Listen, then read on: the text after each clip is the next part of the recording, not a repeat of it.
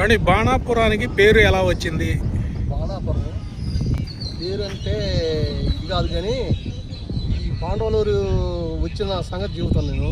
చెప్పండి. పాండవలూరు వీడికి వచ్చారు, జమ్ము చెట్టు కింద ఉండరు.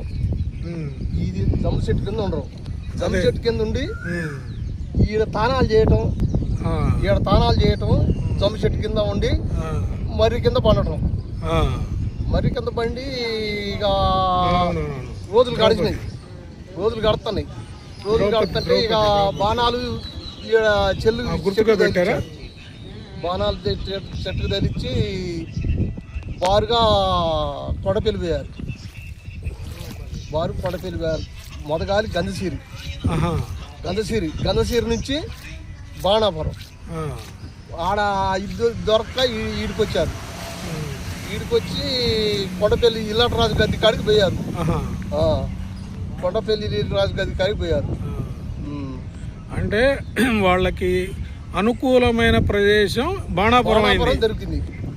నీళ్ళకి కానీ ఉండటానికి కానీ ఇది ఆయుధాలు దాచిపెట్టుకోవడానికి కానీ బాణాపురం అనుకూలంగా దొరికింది.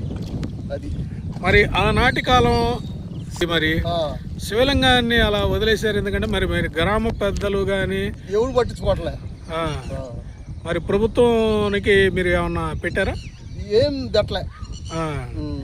సరే, మా తరపున ప్రభుత్వానికి ఈ బాణాపురంలో ఉన్నటువంటి మన పాండవుల నివాస కేంద్రం కాబట్టి ఇది చరిత్రలోకి ఎక్కింది కాబట్టి దీనికి అభివృద్ధి అయ్యే విధంగా మేము ప్రభుత్వం వాళ్ళకి తెలియపరుస్తాం. ఎందుకంటే ఇక్కడ కూడా జమ్మి చెట్టు కూడా ఉంది.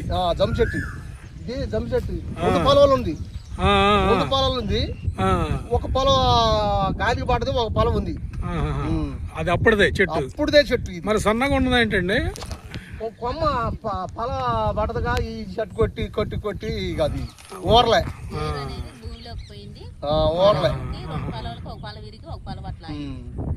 అప్పుడైతే 2 పొలాల మీద పెట్టారు. 2 పొలాలు నీడ కూడా మంచిగుంది. పొలం ఎడలిపింది. అప్పుడు